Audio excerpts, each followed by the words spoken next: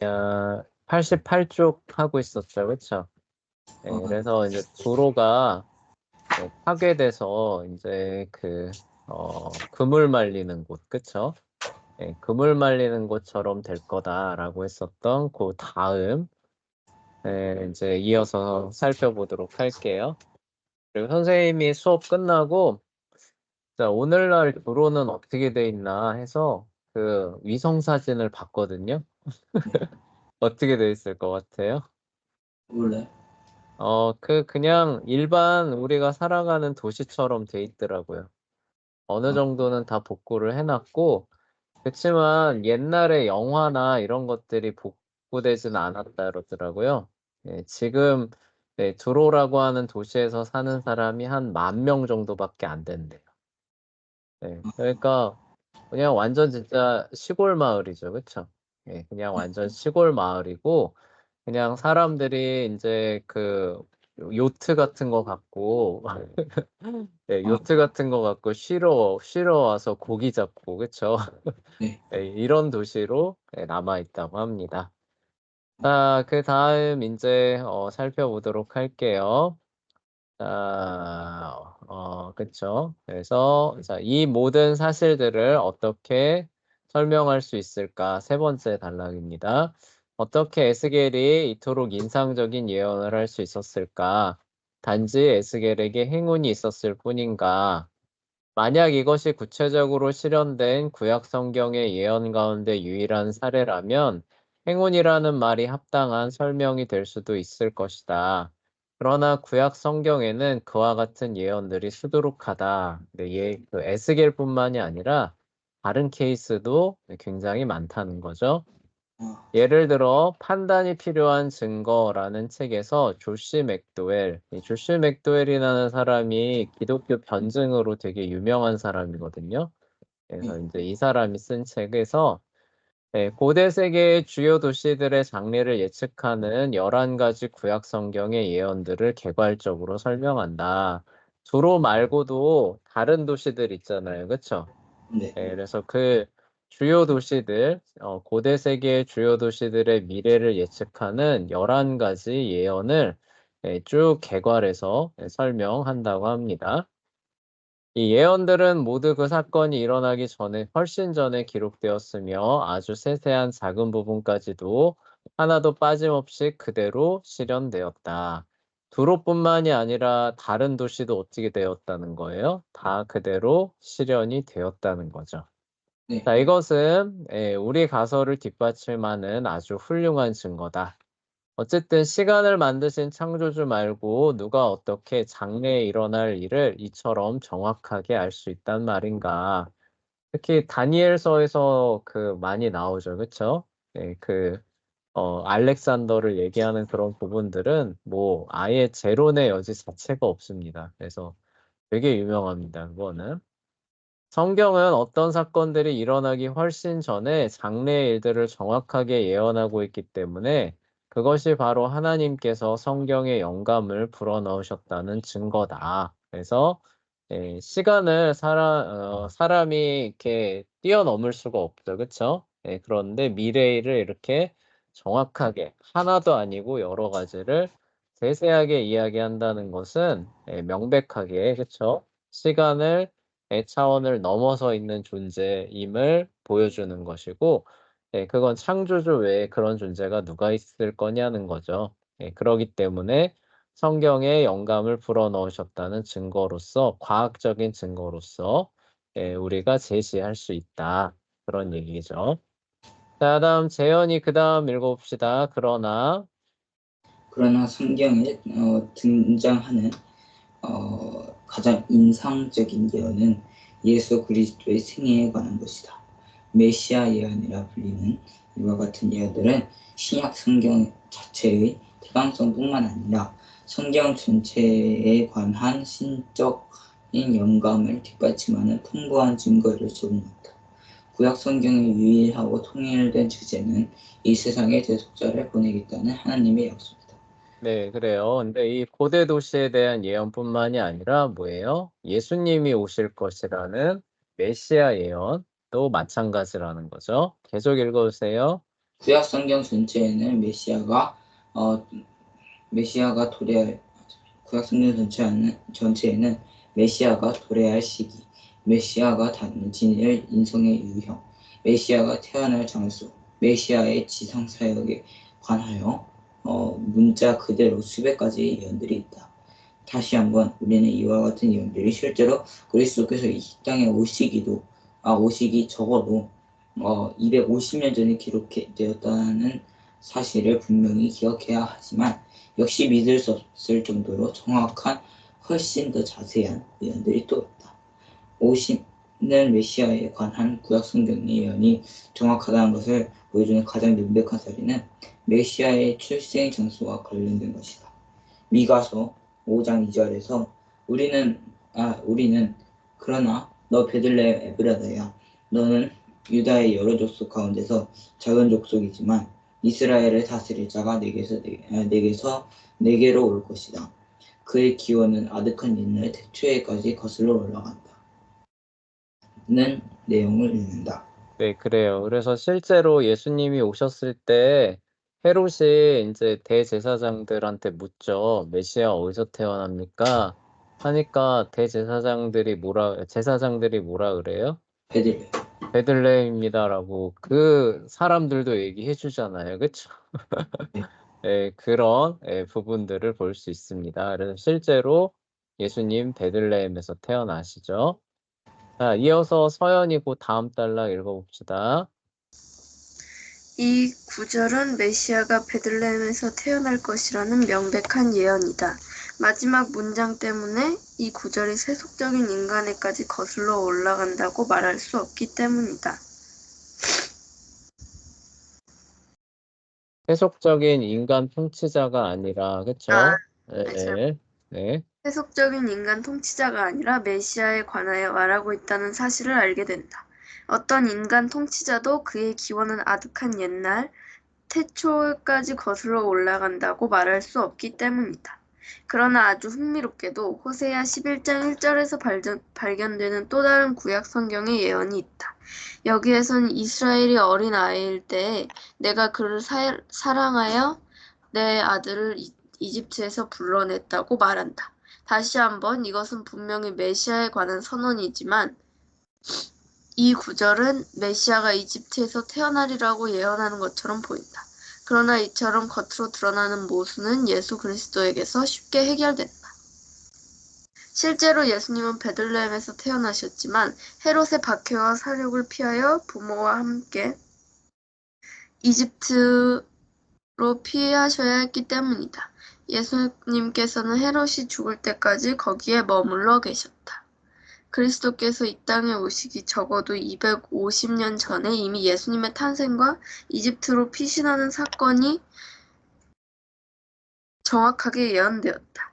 네, 그래요. 그래서 요 두 가지도 정확하게 실현되었다라는 것을 볼 수 있죠. 자, 그러나 구약 성경에서 찾을 수 있는 메시아 관련 사건들의 예언은 여기서 그치지 않는다.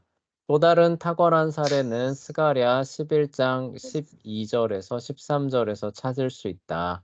이 단락에서 우리는 다음과 같은 내용을 만난다.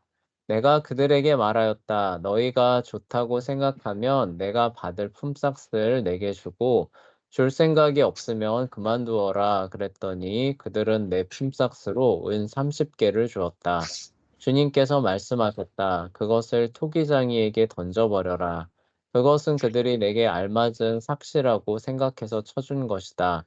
나는 은 30개를 집어 주의 성전에 있는 토기장이에게 던져주었다. 이 단락은 선지자 스가랴가 애통하는 장면이다. 사람들이 주님께 더 높은 가치를 두지 않는 것에 맹렬한 분노를 쏟아내고 있다. 그래서 결국 사람들이 하나님을 은 30개 정도로밖에 취급하지 않는다고 말씀하시는 하나님의 권고를 인용하고 있다. 이 은 30개는 하나님의 눈에 너무나 무가치하게 보여서 주의 성전에 있는 토기장이에게 내던질 수밖에 없을 정도였다. 이 단락은 유대인들에게 항상 신비로운 말씀이었다. 마침내 그 말씀이 그리스도의 생애 가운데 성취되기 전까지 말이다. 하나님과 동등한 분이라고 스스로 주장하신 그리스도께서는 은 30세겔이라는 엄청난 가격을 받은 유다에게 배반을 당하셨다. 선생님이 이걸 준비하면서 은 30세겔이 여기 엄청난 가격이라 그래서 어느 정도인가를 좀 살펴봤어요. 얼마 정도 나왔을 것 같아요, 재현은? 이게 음소거 돼 있어요. 지금 시세로요? 네, 오늘날로 환산하면은 은 30개, 한 어느 정도 가격일 것 같아요? 지금으로 따지면 한 그래도 1,000만 원 되지 않을까? 1,000만 원 정도. 자, 서연이는 어느 정도였을 것 같아요? 3만 원. 3만 원이요? 3만 원 가지고 예수님을 봐라. 3만 원을 가지고 누굴 매수할 수 있어요? 농담이에요. 네, 한 알아요. 300? 300 정도? 네, 맞아요. 그래서 그냥 은의 가격으로만 환산을 해봤더니 한 400에서 500만 원 정도 나오더라고요. 은의 무게로만. 근데 이 당시에 통용되던 가치가 있잖아요. 그쵸? 그러니까 그때 은의 가치하고 지금의 은의 가치가 다르잖아요. 그쵸? 네. 오늘날 은의 가치로 환산하면 한 4, 500 정도 나오는데 이 당시의 은의 가치로 환산을 해서 다시 환산을 하니까 재현이 말대로 한 1,200만 원 정도 나오더라고요. 와. 네, 그러니까 예수님 넘겨다오라고 하면 뭐라고 하는 거예요? 내가 1,000만 원 정도 줄게 라고 하니까 유다가 팔아 넘긴 거. 네, 그래서 이제 유다가 돈을 사랑하는 사람이었다라고 이제 얘기를 하는 거죠. 그리고 그렇고 보면은 뭐 그렇게까지 큰 돈은 아니었죠, 그쵸? 네, 예수님 팔 정도는 아니었어요. 네, 맞아요. 그래서 막 뭐 몇백억을 줄게 막 이런 것도 아니었고, 네.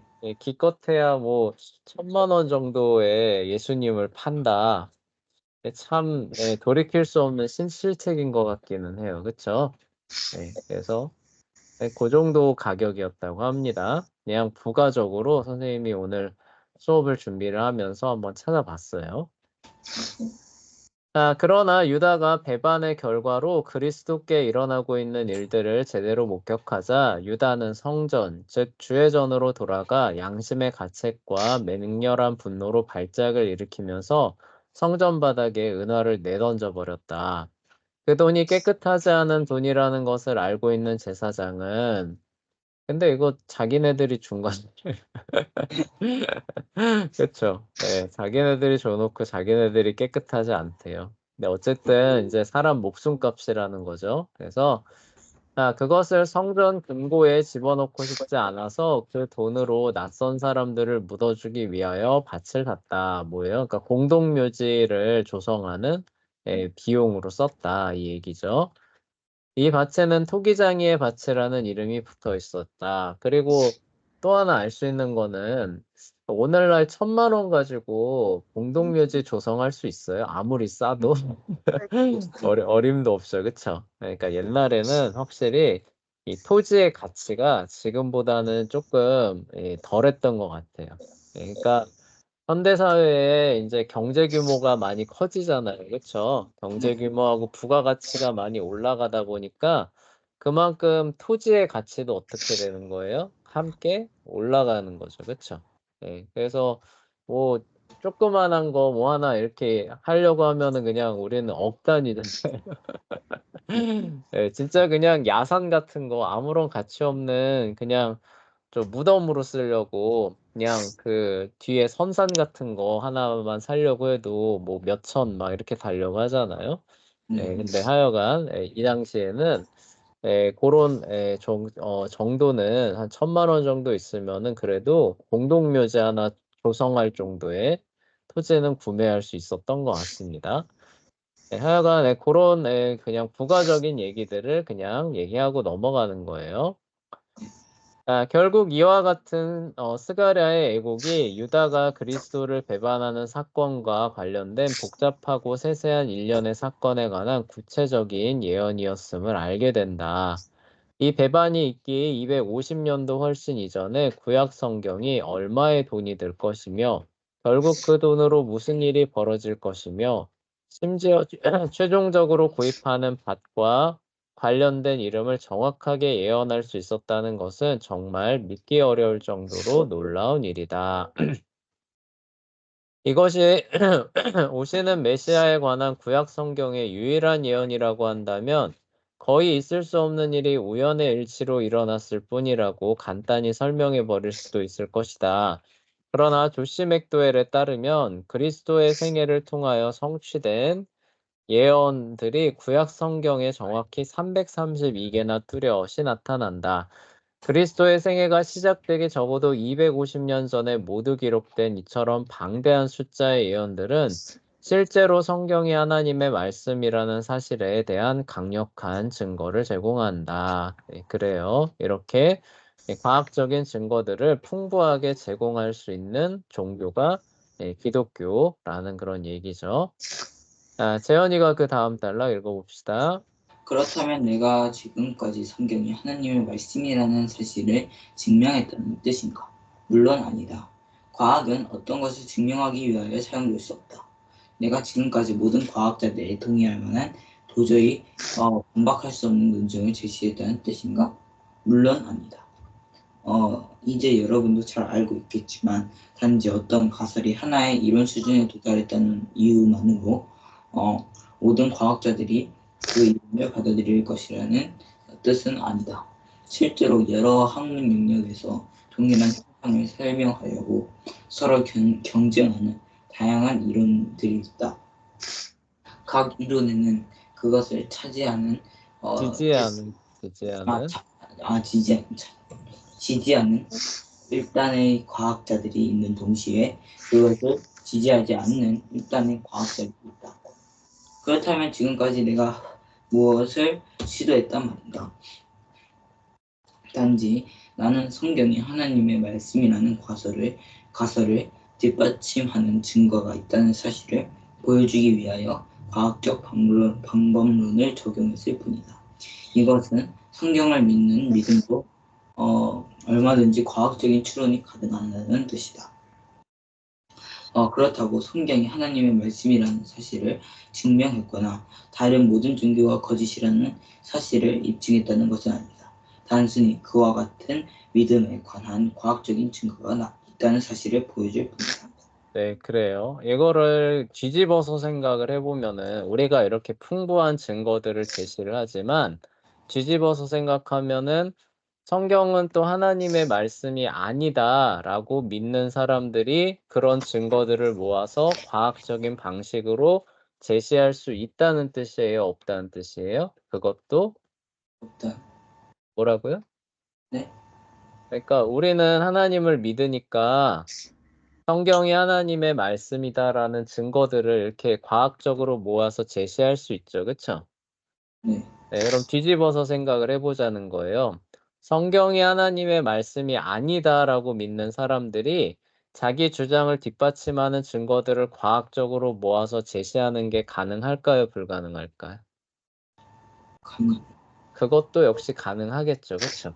네. 네. 네, 그래서 우리가 이 과학적인 방식으로 제시되는 이런 부분들을 잘 생각해야 된다는 거예요. 예, 그런 부분들이 우리가 믿는 바들을 합리적으로 잘 설명해 줄 수는 있지만, 그리고 신뢰성들을 약간 보여줄 수는 있지만, 100%에 가깝게, 그쵸? 100%의 의미로 증명을 한다거나, 그런 식으로 반박이 시도되는 것 자체가 불가능하다거나, 이런 의미로서 이걸 시도한다는 거예요.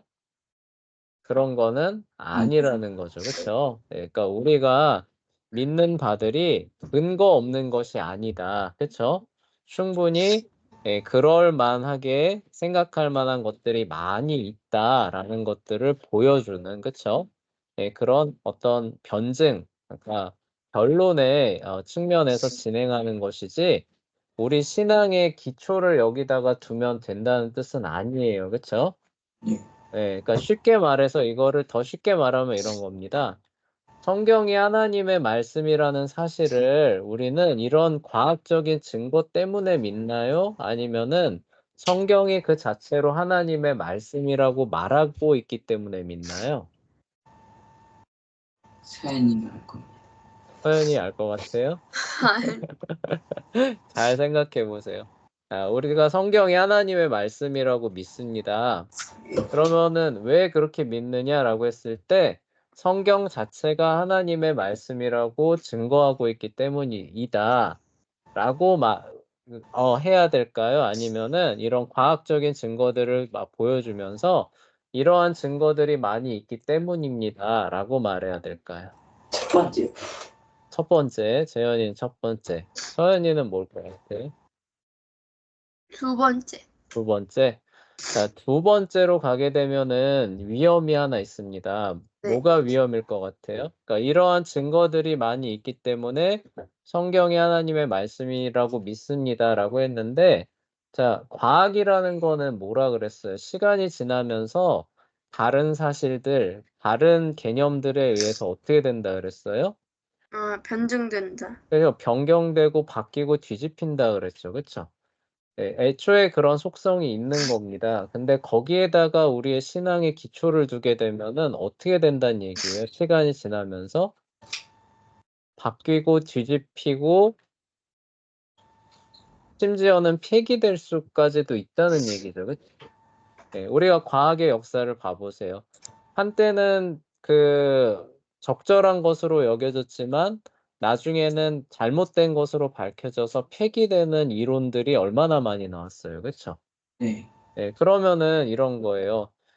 지금은 이렇게 합리적으로 보이지만 나중에 시간이 지나면서 다른 증거들, 다른 개념들에 의해서 이게 잘못된 것 쪽으로 인제 되기 시작하면은 그러면 우리는 어떻게 돼야 되는 거예요? 만약에 서연이처럼 믿음의 기초를 두게 되면 어떻게 되는 거예요? 그냥 기독교는 거짓이다. 거짓이다라는 쪽으로 가게 되는 거잖아요. 그쵸? 예, 네. 믿으면 안 된다라는 쪽으로 가야 되는 거죠. 그쵸? 네, 맞습니다. 그러니까 여기서 조심해야 되는 거예요. 우리가 합리적인 이런 방식의 설명을 할 수는 있는 거예요. 그쵸? 할 수는 있지만 이것 자체가 우리 신앙의 기초와 근간을 이루면 돼요? 안 돼요? 그거는 안 된다는 거예요. 그쵸? 왜요? 왜냐하면 이런 설명이라고 하는 거는 뭐라고 해야 되나요? 전체를 다 알고 과학의 기본 한계 있잖아요.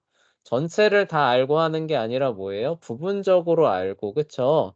그 부분적으로 아는 것들을 그냥 어느 정도 합리적으로 우리가 활용할 수 있는 수준 안에서 그냥 이렇게 설명하는 그런 노력을 한 거에 불과한 거잖아요. 그쵸?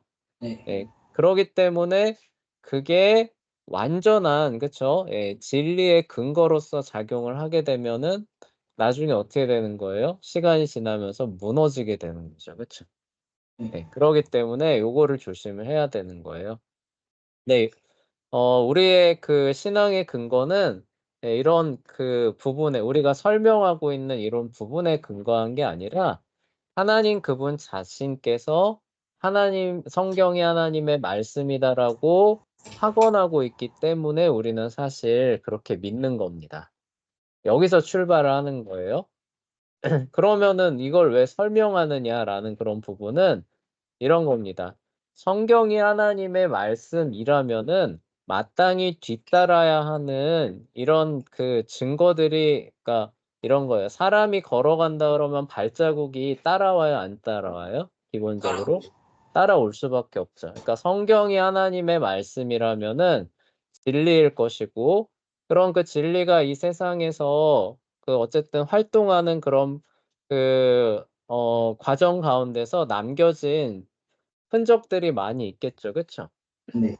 네, 그런 것들을 우리가 찾아다가 이게 이래서 그런 것이다, 저래서 그런 것이다라고 하는 거는 가능해요, 불가능해요? 간. 충분히 가능하죠. 그쵸? 네. 그래서 그런 의미에서 우리가 하나님을 믿는 믿음 안에서 보니까 이러이러이러한 것들은 '아 이래서 나온 것이다.'라는 의미들을 갖게 되죠. 그쵸? 네. 네. 그런 것들을 이렇게 체계적으로 설명해 줌으로써 '아 정말로 하나님께서 말씀하신 대로 세상을 이렇게 섭리해 오셨구나.'라는 걸 보여주는 그런 어떤 측면에서 활용을 하는 것이지, 그게 우리의 신앙의 기초와 근간을 이루는 거는 아니다. 계속 반복해서 얘기를 하지만 이 관계를 잘 알고 있어야 되는 겁니다. 네. 왜 그러냐면은 우리가 설명하는 그 부분에 과학의 한계라고 하는 부분이 애초에 들어가기 때문에 그런 거예요. 무슨 얘기인지 알겠죠? 그쵸? 네. 그래서 그 부분을 조심해서 접근을 해야 됩니다. 근데 이거 뒤집었다가 나중에 신앙을 떠난 사람도 있다는 거 혹시 알아요? 몰라요. 모르죠. 실제로 인제 나중에 역사를 공부를 하다 보면은 그러니까 이런 어떤 증거들에 그 신앙의 기초를 뒀던 사람이 있습니다. 네. 근데 아까 선생님이 뭐라 그랬어요? 새로운 증거들, 자료들, 개념들이 나오면은 이 뒤집힐 수 있다 그랬죠. 그쵸? 네. 예. 그래서 인제 믿지 않는 사람들이 내놓은 그런 뭐 새로운 개념들, 증거들 막 이런 거 보다 보니까 이 사람의 시각이 어떻게 되는 거예요? 아, 뒤집히는 겁 예. 이 사람의 생각이 뒤집혀서 '아이고 기독교는 사람이 만들어낸 그냥 판타지 종교 문서였구나. 내가 속았구나.'라고 하고 기독교 신앙을 버리는 사람도 실제로 출현합니다. 실제로 했어요. 예. 처음에 이 사람이 시작한 거는 이렇게 시작해요. '아 이게 성경이 하나님의 말씀이니까 내가 진짜 이 모든 것들을 진짜 완벽하게 잘 보여줄 거야.'라는 것으로 시작을 했다가 나중에 거기에다가 인제 자기 신앙의 기초를 둔 거죠. 그러니까 과학적인 설명에다가 자기 신앙의 기초를 둬 버리니까 불신앙의 그런 사람들의 그런 자료들에 그 새로운 개념들에 넘어가 가지고 신앙의 기초를 거기다 두니까 과학의 본질 자체가 바뀌잖아요. 그쵸? 바뀌고 뒤집힐 수 있는 건데 예 그러니까 그런 흐름들이 왔을 때 자기 신앙까지 뒤집혀 버리는 거죠. 그래서 성경은 처음엔 하나님의 말씀인 줄 알았는데 내가 이렇게 연구를 하다 보니까 어떻게 되는 거예요? 성경은 사람이 종교적인 성찰로 만들어낸 신화와 판타지였다. 인제 이런 식으로 결론을 내는 무신론자 학자가 출연을 했습니다. 선생님 알고 있거든요, 실제로 누군지. 그러니까 고런 케이스들이 있다는 거예요. 그래서 과학을 우리가 어떻게 잘 이해를 해야 되는가 그리고 이 과학을 인제 모든 것들에 적용을 할 때 그 한계 범위가 어딘가 특히 우리 신앙과 관련된 부분들에 적용했을 때 어떤 범위 안에서 이게 작동하는가 이거를 처음부터 잘 알고서 활용을 해야지 이게 만약에 그 기초를 그쵸? 이루도록 하는 그런 맥락에다 두고 접근을 해서 가동을 했는데 나중에 다른 게 나오게 되면 어떻게 돼야 되는 거예요? 기독교 신앙까지도 버려야 되는 그런 잘못된 그까지도 가게 됩니다. 예 그래서 고런 부분들을 조심을 해야 되는 거예요. 네. 자 그리고 다음 넘어갑시다. 자 이제 누가 읽을 차례죠? 재현이 읽을 차례인가요? 네. 네 재현이 이뿐만 아니라 한번 읽어 봅시다. 저 읽을 차례 맞나요? 모르겠어요 선생님 지금 누가 읽었었는지. 방금 네. 뭐지? 열심히 설명하다 보니까 네. 누가 읽었었는지 그렇다면 까먹었어요. 보여줄 것이다. 어 여기까지. 보여줄 뿐이다를 재현이까지 했었죠. 그쵸? 네. 네 인제 기억난다 선생님. 자 네. 그럼 다음 서연이가 다음 달랑 음소거 풀고 읽어 봅시다. 이뿐만 아니라 훨씬 더 많은 증거가 역시 존재한다는 것이다. 관심이 있는 사람이라면 내가 쓴 추론 가능한 믿음, 기독교에 대한 과학적인 주장이라는 제목의 책을 읽어보기 바란다. 이 책에는 우리 가설을 지지하는 훨씬 더 많은 증거가 수록되어 있다. 실제로 우리 가설을 과학의 이론 수준으로까지 확실히 끌어올릴 수 있는 아주 많은 증거가 있다. 이제 과학은 사실상 거의 모든 주제를 연구하기 위해 사용될 수 있다는 사실을 알았다. 그런데 과학엔 단 3가지 한계가 있다. 첫째, 과학은 어떤 것을 증명하기 위하여 이용될 수 없다. 둘째, 과학은 100% 신뢰할 만한 대상이 아니다. 셋째, 과학은 과학적 방법론으로 확인해야 한다.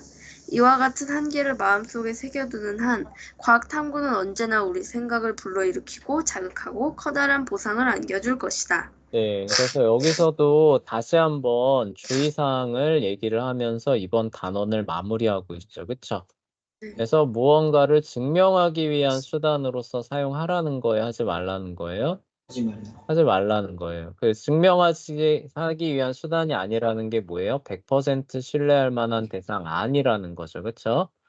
예, 그리고 무언가를 증명하고 100% 신뢰하기 위한 수단은 뭐예요? 이건 성경이에요. 그쵸?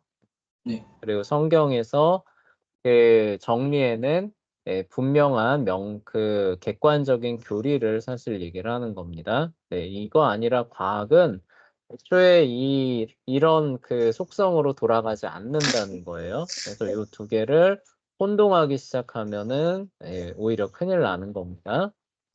그리고 셋째는 이제 과학의 이런 결과물은 항상 뭘로 확인하느냐? 과학적 방법론을 통해서, 그쵸? 한마디로 이제 증거들을 통해서 계속 확인해 가는 과정을 거쳐야 된다.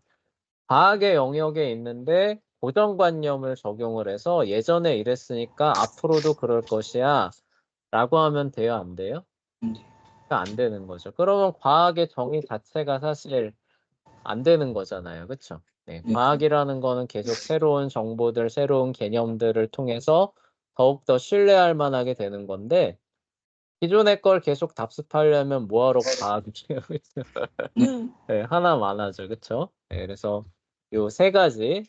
그리고 과학의 역사에서 잘 봤었죠. 그래서 아리스토텔레스가 그랬으니까 이거는 뭐 맞을 거야라고 했다가 나중에 근거들에 의해서 잘못된 것으로 밝혀지는 일들이 나오잖아요. 그쵸?